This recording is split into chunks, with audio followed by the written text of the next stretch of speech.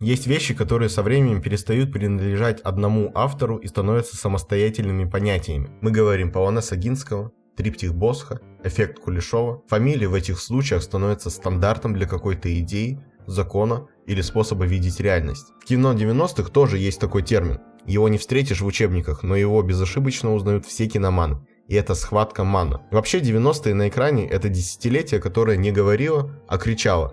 Кричало разрывами снарядов, визгом тормозов и запоминающимися цитатами, мгновенно уходившими в народ. Боевик как жанр был королем кассовых сборов. С одной стороны, безудержная, почти сказочная мощь голливудской фабрики грез. С другой, зарождающееся брожение, поиск нового языка, более жесткого, более стильного и более настоящего. Чтобы понять уникальность схватки, ее тихую, но тотальную революцию, нужно ненадолго оглянуться на тот кинематографический ландшафт, из которого она появилась. Представьте себе два полюса. На одном чистая, отполированная до блеска фантастика экшена. Это мир, где герой почти небожитель. Терминатор 2, жидкий металл, самовосстанавливающиеся тела и миссия спасти будущее. Арнольд Шварценеггер — это не человек, а идея непобедимости, воплощенная в мышцах и холодном взгляде.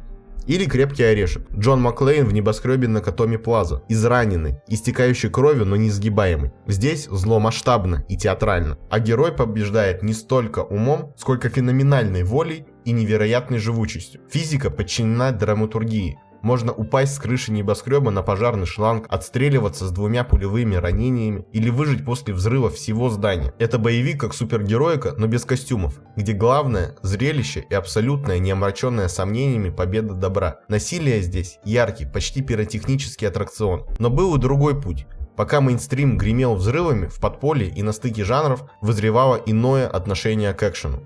Квентин Тарантино в «Бешеных псах» взял не Супермена, а сборище неудачливых грабителей и упаковал криминальную историю в философские диалоги про Мадонну и чаевые. Насилие у него было внезапным, шокирующим, но при этом стилизованным, эстетизированным до уровня танца. Это был экшен для ценителей, где кульминация становилась не перестрелка, а словесная дуэль. Еще больше в сторону чистой визуальной стихии ушел Александр Прояс в «Вороне» 1994 года. Его фильм — это готическая поэма, где город пропитан вечным дождем, а главный герой, воскресший мститель, существует как часть этого сюрреалистичного пейзажа. Каждая сцена здесь была живописной, пронизанной музыкой и символикой. Насилие превращалось в перформанс. Это направление искало крутость в создании безупречного, замкнутого в себе аудиовизуального мира, где реализм был не просто не нужен, он был врагом нужного настроения и врагом стиля. Именно на этом распутье между монументальным глянцем Голливуда и подчеркнутой стилизацией нового вкуса и совершила прорыв «Схватка». Фильм, который по праву считается лучшим боевиком в истории кино. Она не стала ни тем, ни другим. Она сделала невероятный ход, предложив третий путь. Путь абсолютной, почти документальной дотошности, возведенной в степень высокого искусства. Майкл Манн не стал стилизовать насилие под танец и не превратил его в фейерверк. Он решил показать его работу, холодную, механическую, ужасающую в своей эффективности. Если в «Крепком орешке» пули лишь царапали героя, выводя его из себя, то в «Схватке» они рвут плоть, прошивают металл автомобилей и навсегда меняют судьбы. Звук выстрела здесь не голливудская синтетика, а резкий, глухой хлопок, после которого наступает оглушительная тишина. Манн взял амбиции голливудской эпопеи, масштабный хронометраж, звездный ансамбль, город как персонаж и наполнил их кровью, потом и нервом реальной жизни. Он не спрашивал, как это выглядит круче. Он спрашивал, как это происходит на самом деле, как спланировать ограбление, как ведет себя пуля, выпущенная из автомата в узком городском каньоне из зданий, что чувствует детектив, преследующий преступника, и что чувствует сам преступник, живущий по жесткому кодексу отрешенности. «Схватка» стала квинтэссенцией и высшей точкой жанра, мостом от фантазии к фактуре, от мифа к отчету, который одновременно является и совершенной драмой. Она доказала, что самый захватывающий, самый интеллектуальный и эмоционально выверенный экшен рождается не из полета фантазий, а из скрупулезного изучения реальности, возведенного в степень поэзии. И чтобы понять, как ей это удалось, нужно взглянуть в ее сердце, в ту самую фактуру, которая и делает ее безусловным шедевром и лучшим когда-либо снятым боевиком. Давайте проследим, как «Схватка» дышит с самой первой минуты. Майкл Манн не начинает с экспозиции. Камера статична, и мы просто спокойно наблюдаем за движением поезда надземки. Затем фокус выхватывает выходящую на станцию фигуру, и этой фигурой является Нил Макколли в исполнении Роберта Де Ниро. Но мы еще не знаем, кто он. Мы лишь видим, как его глаза четко оценивают ситуацию и всех, кто находится рядом. Камера следует за Макколли с документальным безразличием. Мы наблюдаем, как он, пройдя через больничные коридоры с конкретной целью, локтем нажимает на кнопку открытия задней двери, чтобы не оставить отпечатков. Мы понимаем, что это профессиональная привычка, уже вшитая в мышечную память, и вряд ли он работает водителем скорой помощи. Дальше новый фрагмент. Мы видим Криса Шихерлиса, которого играет Вэл Килмер. Он на строительном складе покупает металлические стержни. Связаны ли эти двое? Зачем одному скорая помощь, а другому стержни? Манн не дает ответов, он просто вбрасывает нас в середину какого-то процесса, лишая привычного контекста. А потом наступает утро другого дня и другой жизни. Мы оказываемся в спальне Винсента Ханны и его жены Джастин. Винсента играет Аль Пачино. Здесь ничего не выдает напряжения между ними. Чуть позже появляется падчерица, юная Натали Портман, которая переживает, что отец снова может не прийти навстречу. Винсент уходит на работу, а Джастин сразу тянется к банке с таблетками. И мы понимаем, что в их семейной жизни все не так гладко. И вот все эти разрозненные фрагменты сходятся в первой большой сцене – ограблении инкассаторского фургона. Все рассчитано. Полиция приезжает за 2 минуты, значит у команды есть 90 секунд. Дэнни Трехо следит за фургоном и докладывает. Под автострадой Нил и Крис на скорой помощи блокируют дорогу, притворяясь, что разворачиваются. Инкассаторы ничего не подозревают и останавливаются. В этот момент Майкл Чирита и нанятый в последний момент Уэйнгро на эвакуаторе таранят фургон, переворачивая его. Их цель не деньги, а конкретные ценные бумаги. Но в любой четкий план может влезть случайность. Такой случайностью становится Уэйнгро. Его ненужная жестокость, убийство охранника, рушит всю математику. Нил Макколли, человек, который живет расчетами, за секунду все пересчитывает. Оставить свидетеля значит провалить все. Без колебаний он сам убивает второго инкассатора. Чирита взглядом спрашивает, что делать с последним. Макколли молча кивает. Майка убивает и его. Здесь нет злобы или ярости, только простая безжалостная логика. С самых первых минут фильм устанавливает свои правила. Главное – профессионализм. Любая ошибка стоит жизни, а чувство – это роскошь, которую нельзя себе позволить у развороченного инкассаторского фургона. После ограбления действие переносится на один из уровней многоэтажного паркинга. Здесь Нил Макколли встречается с Нейтом, своим другом и главным связным, которого играет Джон Войт. Нейт, человек с лицом, на котором жизнь оставила всевозможные отпечатки, принимает бумаги и сообщает Нилу, что они взяли лишнее, и предлагает продать облигации их же бывшему владельцу, финансисту Роджеру Ван Занту, за 60% от их стоимости. Макколли соглашается. На место ограбления уже вечером приезжает Винсент Ханна. Он не суетится, его взгляд сразу становится острым, аналитическим, точно такой же, как и у Макколли в первой сцене фильма. Он видит перевернутый фургон, тела, улики. Вокруг него работают техники, и это не актеры, а настоящие специалисты из полиции Лос-Анджелеса или шерифа округа. Он делает для себя вывод, что это не случайная банда. Это очень необычный, высококлассный экипаж, профессионалы. Метод говорит о том, что они способны и на кражу со взломом, и на вооруженное ограбление. После дела команда собирается в кофейне Джоннис Бройлер, которая после фильма стала очень популярна. После выхода картины здесь снимали клипы Мадонна, Боб Дилан, а также кофейня появилась в фильмах «Игра» 1997 года с Майклом Дугласом и второй части «Миссия невыполнима», которая вышла в 2000-м. Тут во взгляде Тома Сайзмара нет игры. Это уверенность – результат подготовки, проделанной с Манном перед съемками. Актер настолько поверил в силу и права своего персонажа, что теперь она исходит от него без всяких усилий. Исход для Уэйнгро был предрешен. С самого начала команда профессионалов не собиралась делиться с ним или отпускать его. Такой ненадежный, жестокий человек – это незакрепленная пушка, которая рано или поздно начнет стрелять по всем. Его планировали убить и избавиться от тела. Но план опять нарушает случайность. Мимо проезжает полицейская машина. На секунду внимание ослабевает, и этого мгновения хватает Уэйнгру, чтобы сбежать. Как позже сказал Майкл Манн, он представлял Уэйнгру как заразу, которая вырвалась на свободу. Это одна ошибка, одна ускользнувшая деталь запустит цепь событий, которая в итоге разрушит все. Нил возвращается домой и стоит у окна, глядя в ночь. За его спиной стол, на котором лежит пистолет. В его позе, в этой тишине, нет намека на триумф после ограбления. Есть только абсолютная, оглушающая изоляция. Это не вид героя или злодея. Это портрет человека, который добровольно отрезал себя от всего, что могло бы связать его с миром. Он живет по своему кодексу. Он профессионален, он контролирует все. И цена этому контролю – вот это безмолвие, в котором слышен только рев волн и собственные мысли. Сцена никак не двигает сюжет вперед, но она раскрывает главное. Суть Нила Макколи – это не действие, а одиночество, которое делает эти действия возможными. Сразу после тишины дома в Малибу мы попадаем в дом Криса и Шарлин Шихерлис. Крис, только что получивший свою долю, не празднует. Деньги, за которые они рисковали жизнью, уже утекают сквозь пальцы. Ими покрываются его старые игровые долги. Вэл Килмер играет брутального грабителя, но вне работы это слабый человек, разрывающийся между азартными играми и женой, которую он безумно любит. Его жена Шарлин, которую играет Эшли Джад, полная ему противоположность. Она олицетворяет то, к чему они вроде бы стремятся. Семейный уют, стабильность, безопасность. Она пытается строить нормальную жизнь, буквально с нуля. В работе над ролью Джад и Ман глубоко изучали реальные истории таких женщин, часто с тяжелым прошлым. Многие из них были связаны с уличной жизнью. Это были женщины, которые ценой невероятных усилий выбивались в средний класс, становясь брокерами или агентами по недвижимости. Шарлин из их числа. Именно поэтому ее ключевая фраза в этой сцене бьет так точно. Риск без награды. В этой простой житейской мудрости вся трагедия их положения. Крис рискует жизнью за деньги, которые тут же проигрывает. Шарлин же, как и Нил Макколи в его профессиональной сфере, понимает железную логику причин и следствий. Поздний вечер. Ханна, уставший, возвращается домой. С порога его жена Джастин говорит ему: отец Лорен опять не пришел. Девочка ждала, а он не приехал. Ханна возмущен, но ничем помочь не может. Вся его энергия осталась там, на улице, с делом. Он здесь, но по-настоящему его нет.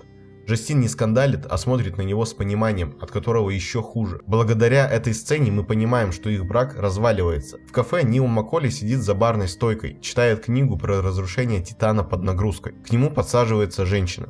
Ее зовут Иди. Майкл Манн придумал для нее биографию, далекую от криминального мира. Выходец из горных семей Апалачей, талантливый графический дизайнер, работающий в книжном магазине, таком, как мы видели в прошлой сцене, который специализируется на книгах по архитектуре и искусству. Она начинает разговор первой. Нил настороже. Любое внимание для него – это угроза и лишний шанс на ошибку. Он живет по правилам. Не выделяться и не привязываться. Привязанность для него – самое слабое место. Но сейчас он почему-то решает поговорить, рассказывать что-то о себе, что не знал отца, что у него есть где-то брат. Внутри себя он уже решил, что этот вечер ничего не значит. Он просто проверяет, может ли он хоть на немного притвориться обычным человеком, посидеть в кафе с симпатичной женщиной и уйти без последствий. Это рискованная проба и эксперимент над собой. Нил получает информацию. Есть возможность провернуть одно большое дело. Ограбление банка, на котором можно поднять 13 миллионов. Пока Нил обсуждает план, Нейт, как и договаривались, звонит Ван Занту по поводу ценных бумаг. Он предлагает сделку. Банда возвращает бумаги за часть их стоимости. Ван Зант на другом конце провода соглашается. Он говорит «да», но уже знает, что никаких денег передавать не будет.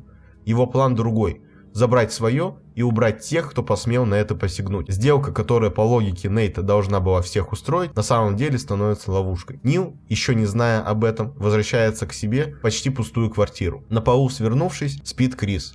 Он пришел сюда после ссоры с Шарлин. Они разговаривают. Нил снова излагает свое главное правило. Нельзя ни к чему привязываться.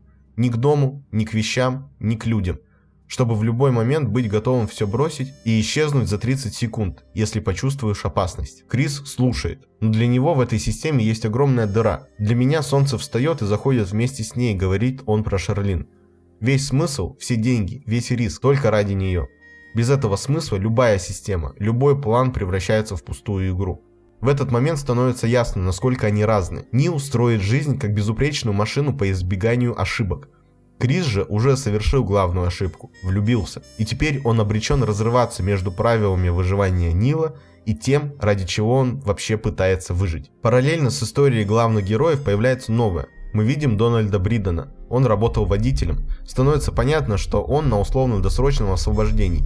Его офицер приводит его в ресторан к менеджеру по имени Бат Корт и предлагает работу. Суть ее проста. Бриден может здесь работать, но должен будет отдавать 25% своих денег Корту. Если хоть что-то пойдет не так, то о его нарушении доложат, и он снова отправится в тюрьму. Кабальные условия, но у Бридена нет выбора, он молча соглашается. Позже мы видим Нила Макколи. Он стоит на улице у телефонного автомата, чтобы позвонить Ван Занту и договориться о передаче облигаций. Но прежде чем позвонить, он внимательно наблюдает за чем-то вдалеке. Камера следует за его взглядом, но мы не понимаем, за кем он следит. Только после того, как разговор с Ван Зантом заканчивается, и мы уже знаем, что тот планирует предательство, камера показывает нам объект наблюдения Нила. Это Шарлин, жена Криса, которая провожает своего любовника из номера в мотель. В этот момент зритель может понять две возможные причины слежки. Первая практическая. Шарлин знает слишком много, она слабое звено и разоблачение для всей команды. Наблюдая за ней, Нил оценивает угрозу. Но есть и вторая причина, более личная. Крис для него почти брат, и Нил, действуя от его имени, проверяет женщину, которая так много для него значит. Он как бы защищает интересы Криса, пытаясь понять, можно ли на нее положиться. Нил идет к Шарлин и говорит с ней напрямую. Здесь Роберт Де Ниро показывает ту самую мгновенную, спонтанную актерскую гениальность. Он не просто говорит свою реплику, он, сделав паузу, с жесткой интонацией повторяет «Убирайся, иди домой». Это мгновенное проявление характера своего персонажа, вспышка, которую невозможно спланировать. Ханна, используя свои методы, продолжает расследование. Он встречается со своими информаторами в одном из заведений корейского квартала. Это полулегальный клуб, работающий в нерабочее время. Он добывает информацию и выходит на след одного из членов банды, Майкла Черрита. Это значит, что он теперь знает не просто о преступлении, а о конкретных людях, и охота выходит на новый уровень. Тем временем должна пройти сделка. Нил приезжает в условленное место, чтобы передать облигации и получить деньги от человека Ван Занта. У команды Нила все продумано. Точки для контрнаблюдения, прикрытие, сектора обстрела.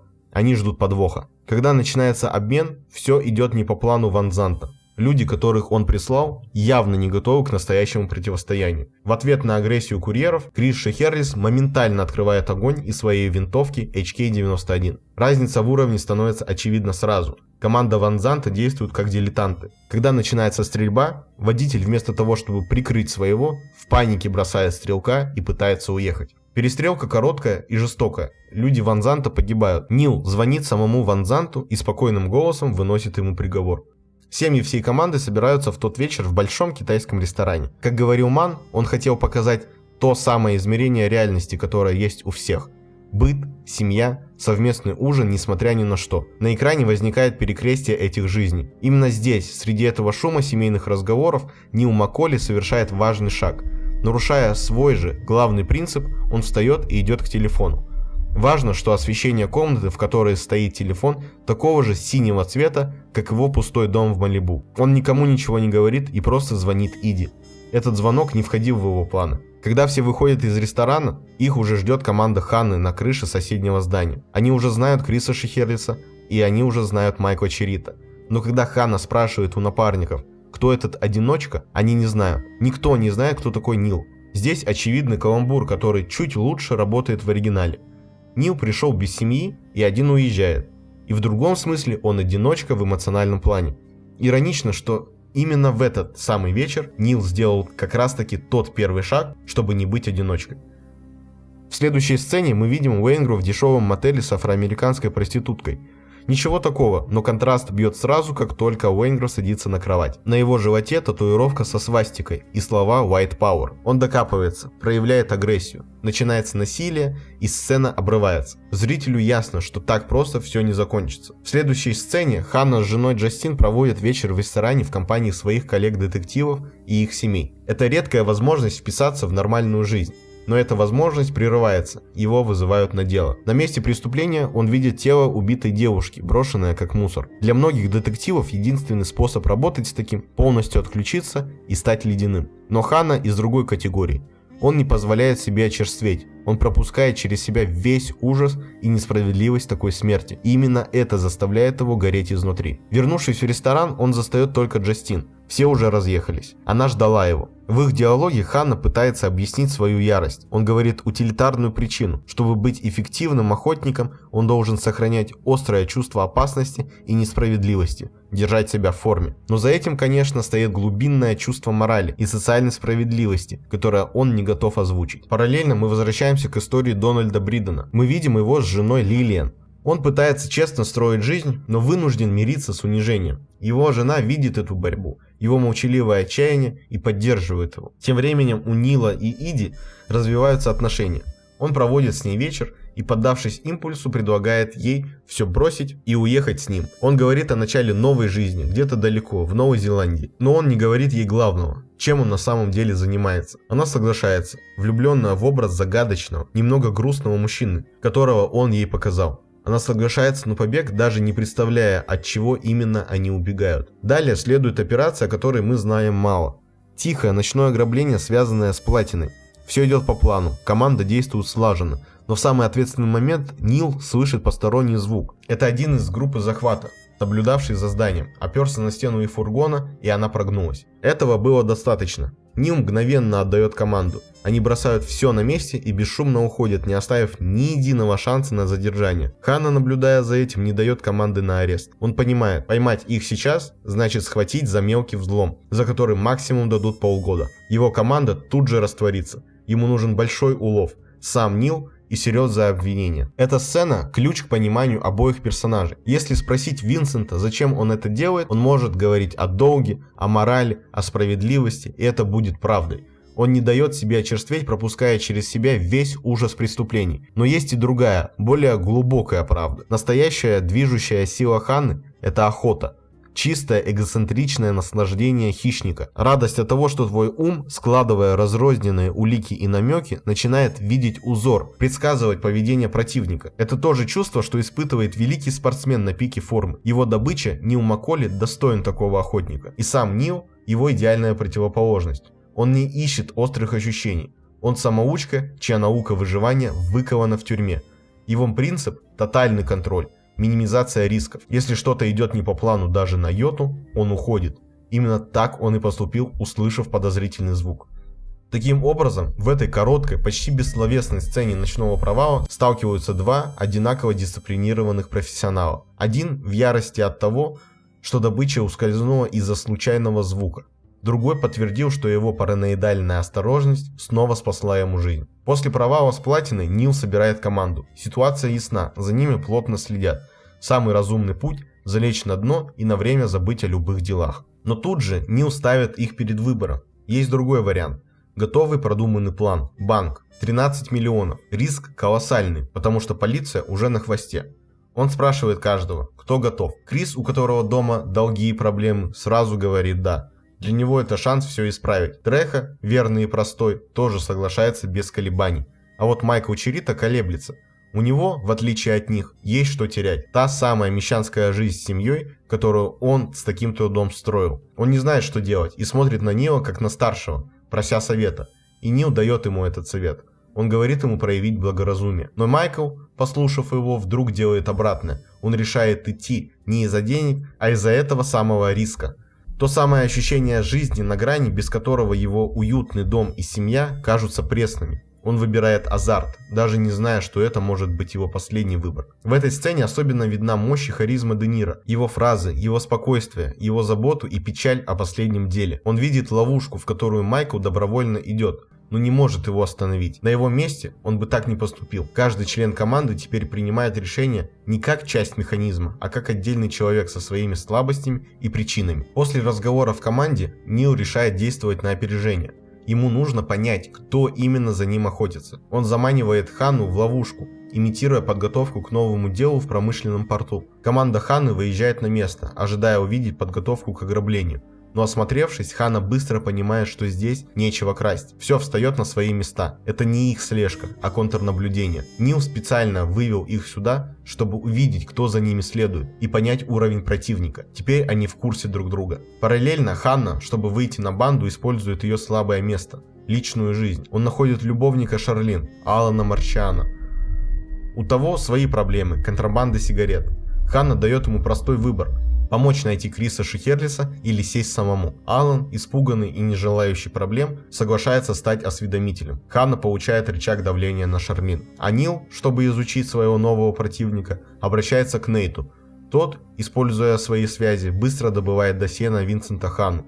Он сообщает Нилу, что это серьезный детектив из элитного отдела по расследованию грабежей и убийств. Одержимый своей работой с 3 разбитыми браками за спиной. Он не отступит. Теперь Нил знает, с кем имеет дело. Охота становится взаимной и персонализированной.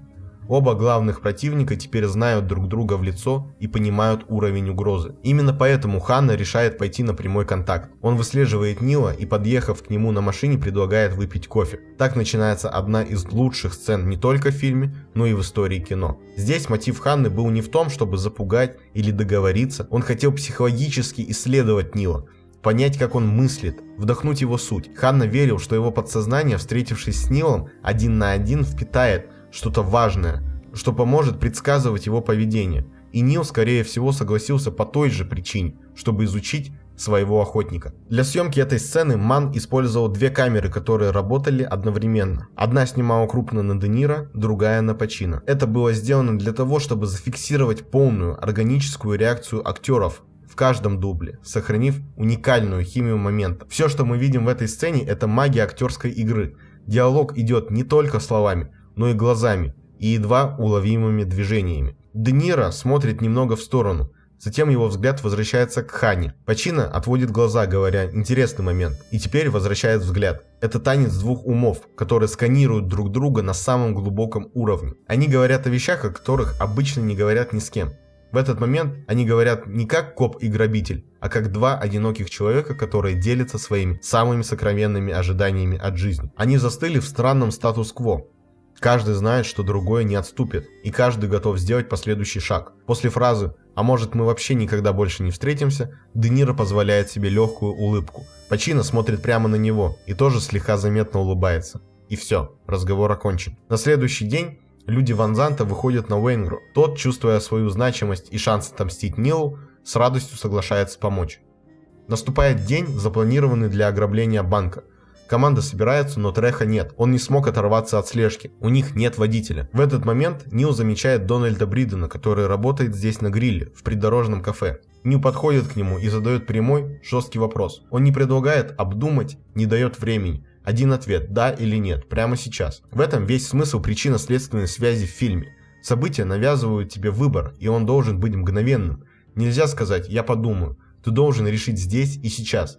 И этот выбор определит все, что будет дальше. Это не судьба. Это твоя собственная мгновенная ответственность. Бриден стоит перед этим выбором. С одной стороны, унизительная, бесперспективная жизнь под гнетом начальника. С другой, один шанс все изменить, но ценой невероятного риска. Он смотрит на Нила и соглашается. Он соглашается стать водителем. Его выбор, сделанный за секунду под давлением обстоятельств, навсегда меняет его жизнь и вплетает его судьбу в кровавую развязку этого дня. Он не знает, что ограбление уже скомпрометировано. Он просто делает выбор, который кажется ему единственным шансом вырваться. Ограбление банка идет по плану. Нам сначала показали ночную операцию обхода систем сигнализации, а теперь дневной штурм. Но план рушится. Полиция уже в пути. Наводку дал информатор. Когда команда выходит из банка с деньгами, они видят на улице полицейских. Крис, не раздумывая, открывает огонь. Они садятся в машину, отъезжают, но Дональда убивают. Начинается перестрелка, команда действует слаженно, и в их движениях видна долгая подготовка актеров к этой сцене. Они не просто бегут и стреляют, каждый их шаг, каждый поворот отработан. Чувствуется, куда и как направлены стволы их оружия, как они прикрывают друг друга, как перезаряжаются, даже как ставят ноги, разворачиваясь. Здесь нет каких-то красивых трюков. Момент перезарядки Вэлла Килмера настолько хорош, что морские пехотинцы США показывают его курсантам в качестве примера быстрой и правильной перезарядки во время перестрелки. Все выглядит и звучит жестко и реалистично. Для сцены оставили записанные в ходе съемок звуки выстрелов на улице. Искусственный звук не мог так передать грохот, эхо и, самое главное, ужас. Нил, видя, что Крис ранен, подавляет огнем позиции полиции. Он стреляет, не думая о том, кто еще может быть на линии огня. Машины на улице не просто дымятся, они в реальных пробоинах. Для съемок их заранее простреливали настоящими патронами, а потом заклеивали дыры, чтобы они отрывались от пиропатронов. Черита убегает, и в этой суматохе хватает первую попавшуюся маленькую девочку и использует ее как живой щит. Для него это просто тактический ход, без эмоций, хотя ранее нам показывали, что у него у самого есть маленькая дочь. Когда Ханна стреляет в Черита, его первым движением после выстрела становится не проверка преступника, а попытка увести испуганного ребенка. Этот момент показывает разницу между ними. После перестрелки Нил отвозит раненого Криса к ветеринару, нелегальному медику, который работает за большие деньги. Оставив его там, он едет к Треха. Он думает, что именно Треха их сдал, но он не хочет мстить. Ему только нужно понять, скомпрометированы ли их планы побега, билеты и убежища. Но на месте он находит не предателя, а место преступления. Жена Треха убита, а сам он избит до полусмерти. Сделал это Уэйнгру, который теперь работает на Ван Занта. Нил, увидев это, не поддается эмоциям. Он пытается помочь Треха, потому что тот член команды, звено в плане. Его нужно доставить в безопасное место, в больницу, чтобы он мог выжить. Но Треха сам понимает, что конец. Его женщина убита, он умирает. Он просит Нила об одолжении. Не спасти его, а добить. Для него жизнь без нее уже не имеет смысла. Параллельно с этим Шарлин, не зная, что ее любовник Алан уже работает на полицию, собирается уехать с ним. Алан привозит ее на конспиративную квартиру, но вместо нового начала их там ждет сержант Дракер. У Дракера мало времени, он должен убедить Шарлин сдать Криса. Он не давит, а говорит с ней как человек, который понимает ее положение. Его аргумент прост и жесток. У Доминика, ее сына, не было выбора, а у Криса был. Он сам выбрал так жить, а теперь выбираешь ты, защитить себя и сына или пойти под суд вместе с мужем. Он ставит ее перед тем же мгновенным выбором, что был у Дональда Бридена. Один ответ – да или нет. У нее нет времени на раздумья, и она соглашается сотрудничать. В это время Ханна, чтобы найти сбежавшего Макколи, выбивает информацию у своих осведомителей. Он выходит на телохранителя Ван Занта, того самого человека, который сдал банду, получив наводку от Уэйнгро. Тем временем Нил Макколи находит дом самого Ван Занта. Без эмоций и разговоров он убивает финансиста. Ханна, пытаясь предсказать следующий шаг Макколи, понимает, если тот отклонится от побега, то лишь по одной причине, чтобы найти Уэйнгро. Убрать источник всех проблем. Он ставит наблюдение за гостиницей, где остановился Уэйнгро. Это последняя ловушка, последний шанс поймать Нила, если тот поддастся желанию отомстить. Тем временем Нил возвращается к Иди. Она до сих пор ничего не знает о его настоящей жизни. В их разговоре видна вся его психология. Говоря о смерти Майкла Черрита, он не выражает горя. Его объяснение простое. Майкл узнал, на что шел. Он принял риск и проиграл. Нил не собирается сентиментальничать из-за этого. Но для Иди это откровение становится шоком. Она влюбилась в одного человека, загадочного, грустного, одинокого, а теперь перед ней оказывается кто-то совершенно другой. Винсент возвращается домой и застает там чужого мужчину. Его жена изменяет ему, и эта измена – ее отчаянная попытка добиться хоть какого-то внимания от мужа, который всегда мысленно на работе. Ханна забирает единственную свою вещь в этом доме – телевизор, и уходит. Его личная жизнь окончательно рухнула. Тем временем Нил встречается с Нейтом. Тот сообщает две важные вещи. Первое – готов новый план побега из страны. Все продумано. Второе – Крис, нарушив все правила, поехал за Шарлин, чтобы попытаться ее забрать. Для Нейта, который знает философию Нила, это чистый провал. Они с Нейтом всегда исходили из идеала. Чтобы выжить, нельзя ни к чему привязываться. Все, к чему ты привязан, становится твоей слабостью и приманкой. Крис только что это доказал. Но Нил уже не может судить Криса, потому что сам он сделал то же самое. Привязался к Иди. Он отступает от своих правил, и это его теперь гложет. После встречи с Нейтом Нил оказывается на краю утеса в палисаде. И здесь происходит его внутренний перелом. Это ключевой момент для персонажа. Все, ради чего Нил жил, планы, деньги, осторожность, вдруг теряет смысл. Все обесценивается в одну секунду, потому что он влюбился в женщину. И если ее нет с ним, то и все остальное не имеет значения. Де Ниро в этой сцене показывает не просто актера, а человека, который вырывает из себя правду, которую сам до конца не осознавал. Нил больше не тот расчетливый профессионал. Его жесткая доктрина была компасом, а теперь он плывет по открытому океану без карты, управляемый только эмоциями, которые так долго подавлял. Иди, выслушав его исповедь, видя его боль и потерянность, принимает его. Далее мы видим кульминацию и по совместительству конец истории Криса и Шарлин. Она выходит на балкон и видит Криса. С самого начала фильма Шарлин показана как практичный, эмоционально зрелый человек, который любой ценой пытается сохранить свою маленькую семью. Ее главный инстинкт – материнский – защитить сына. Все логично, она должна сотрудничать с полицией, должна сдать Криса, чтобы спасти себя и ребенка. Рациональный выбор очевиден. И мы видим, как она обдумывает этот выбор. Она видит его, свою любовь, свою слабость. На ее лице нежность и тоска. Все в ней говорит, что она должна дать сигнал полиции, что он здесь. Но затем она делает обратное. Она почти незаметно дает ему знак и спасает его, придавая все свои практичные принципы и ставя под удар все, что строила. В этот же момент сержант Дракер говорит Ханне, что человек у дома не Крис. Это последний кадр Шарлин в фильме. Лицо женщины, которая осознала, что только что навсегда потеряла и мужа, и ту нормальную жизнь, о которой мечтала. Параллельно мы видим и момент осознания Криса. Он видит ее жест, понимает, что она его отпустила, и осознает цену этого. Они оба в эту секунду понимают, что их пути расходятся навсегда. Винсент смиряется с мыслью, что Нил ушел, охота окончена. Он возвращается в свой номер в Holiday Inn, пустой и уставший. Сначала он даже не замечает мокрое пятно на ковре, смотрит в окно на ночной город. Затем он заходит в ванную и видит свою падчерицу Лорен. Она вскрыла вены. Вся его усталость мгновенно сгорает в адреналине. Он хватает ее и мчится в больницу. Эта экстренная ситуация обнажает саму суть Ханны. Винсент – хищник. Его движет эгоцентричный азарт охоты, но он не социопат. Ключевой компонент, который дает смысл этой охоте – ярое, неистовое стремление сохранить жизнь. Именно это мы видим сейчас. Его одержимость спасением Лорен. Это та самая энергия, что гонит его по пятам за Макколи, только сфокусированная здесь и сейчас. Для Лорен, девочки-подростка из распавшейся семьи, этот отчаянный поступок – крик о помощи и бессознательная попытка все исправить.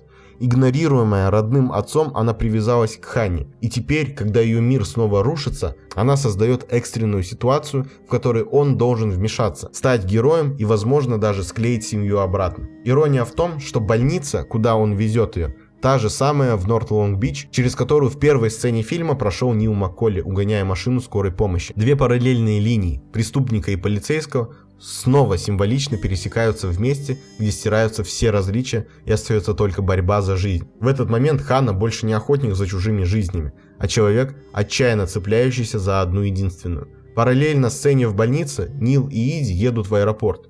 Им звонит Нейт, он подтверждает, все готово. Билеты, документы, маршрут. И прощаясь, он передает последнюю информацию, где находится Уэйнгру. Нейт говорит это, будто просто закрывая тему, уверенный, что Нил не будет рисковать всем ради мести. Но для Нила эта информация становится искрой, и это не рациональное решение, это вспышка. Камера крупно показывает его лицо в свете ярких фонарей туннеля. Де Ниро и Манн снимали этот момент несколько ночей, чтобы поймать нужный взгляд. Взгляд человека, который вдруг решает сломать все свои правила. В его выражении нет расчета, есть почти праздничная, нигилистическая агрессия. Он как игрок, которого понесло, и он не собирается останавливаться, даже зная, что вот-вот проиграет. Он поворачивает машину. Иди чувствует беспокойство, но не понимает, что происходит. Все эти линии сходятся в одной точке, в моменте выбора.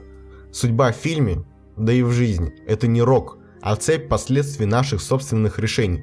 Шарлин решает, Дональд решался, Крис когда-то решил, и сейчас Нил решил ехать к Уэйнгру. Каждый делает свой выбор здесь и сейчас, и эти выборы, как костяшки домино, ведут к неизбежному финалу. Нет хороших и плохих, есть только люди, пожинающие то, что посеяли их собственные решения, принятые за секунду под давлением обстоятельств.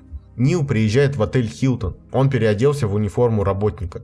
Пробираясь к лифтам, он видит за стойкой администратора мужчину с дробовиком. Это полицейский из засады Ханны. Нил понимает, что это ловушка, но не отступает. Он уже не может действовать бесстрастно. Он блокирует один из лифтов мусорным баком. Это его путь к отступлению. И включает пожарную сигнализацию. В нужном номере он находит Уэйнгру. Тот, уверенный в своей безопасности и важности, получает сюрприз на всю жизнь. Нил не просто убивает его. Ему нужно, чтобы Уэйнгру увидел его, осознал, кто пришел. Он заставляет его посмотреть в глаза, а затем стреляет.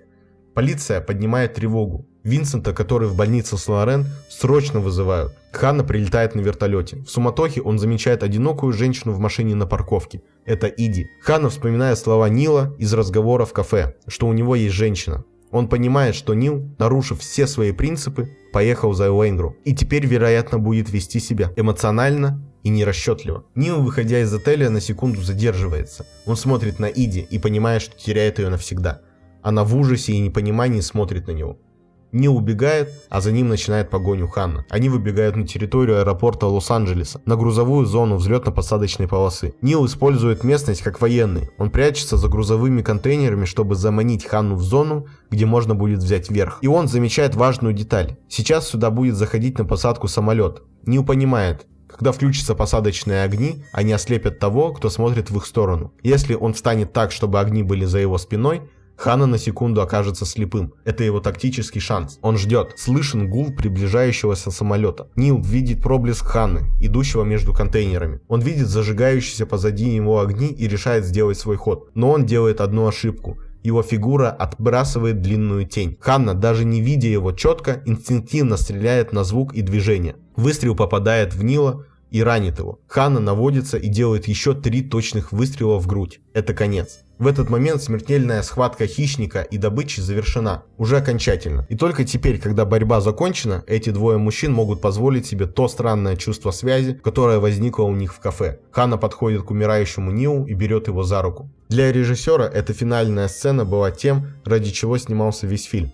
В его понимании Нил Макколи и Винсент Ханна – единственные 2 человека на планете, которые полностью, без самообмана, понимают друг друга. Они одинаково осознают, кто они и как устроен их мир. Они были идеальными врагами, потому что были идеальными отражениями. Ханна – хищник, но с моралью. Нил – идеальная машина для выживания, но с пробоинами в душе. Их противостояние было неизбежно, и их последнее рукопожатие – не примирение, а молчаливое признание этого факта. Все в фильме вело к этому моменту. Два одиноких профессионала, нашедших друг в друге единственного достойного противника и в каком-то смысле единственную родственную душу. 6 декабря 2025 года схватке Мана исполняется 30 лет. И спустя 3 десятилетия это уже не просто фильм. Это культурный код, эталон и невольный учебник. Ее влияние уникально и порой пугающе. Самое мрачное подтверждение ее силы пришло из реальности. В 1997 году, во время легендарной перестрелки в Северном Голливуде, грабители, одетые в бронежилеты и вооруженные до зубов, действовали как персонажи Мана. В доме одного из них нашли кассету со схваткой. Другой случай произошел на Каннском кинофестивале, когда французский гангстер Редуан Фаид сказал режиссеру: «Ты был моим техническим консультантом». Фильм перестал быть отражением реальности, он начал ее формировать. В 2016 году, через год после 20-летия ленты, Кристофер Нолан собрал на сцене Академии почти всю легендарную команду. Манна, Пачино, Де Ниро, Килмера. Это был не просто памятный вечер, а акт признания от нового поколения мастеров. Нолан говорил о фильме как о высшей точке жанра, которая доказала: история копа и грабителя может быть шекспировской драмой. На том вечере Пачино впервые публично признал, что играл Ханну как человека на кокаине. А Де Ниро и Ман снова погрузились в ту уникальную близость врагов, которая родилась из реальной встречи детектива и преступника за чашкой кофе. Фильм не стареет, его цитируют, разбирают на кадры, а его философия выбора и ответственности с каждым годом звучит только актуальней. И в этом феномен его главного антигероя. Величие Нила Макколи, сыгранного Де Ниро, в том, что он заставляет нас нарушить самый простой закон кино. Мы начинаем болеть за преступника, и в конце мы хотим, чтобы выжил он, а не Винсент Ханна. Не потому что он хороший, а потому что он цельный. Он идеал своего собственного, пусть и извращенного кодекса чести. Как сказал когда-то Генри Киссинджер о Вито Корлеоне Брандо, в этом фильме на экране показан убийца, гангстер, который убил за свою жизнь более сотни человек. Но когда он умирает на экране, зал все равно рыдает. Вот что значит величие. Схватка совершила тот же трюк. Она не оправдывает преступления, она позволяет нам увидеть в профессиональном грабителе трагедию одинокого человека, который лучше всех в мире знает цену своим решениям. Последнее рукопожатие главных героев – это высшая форма уважения, возможная только между совершенными противниками. И в этом, возможно, и есть главная, вечная истина схватки. В мире, где все продается и покупается, только такое, добытое кровью и риском понимание, может быть по-настоящему бесценным.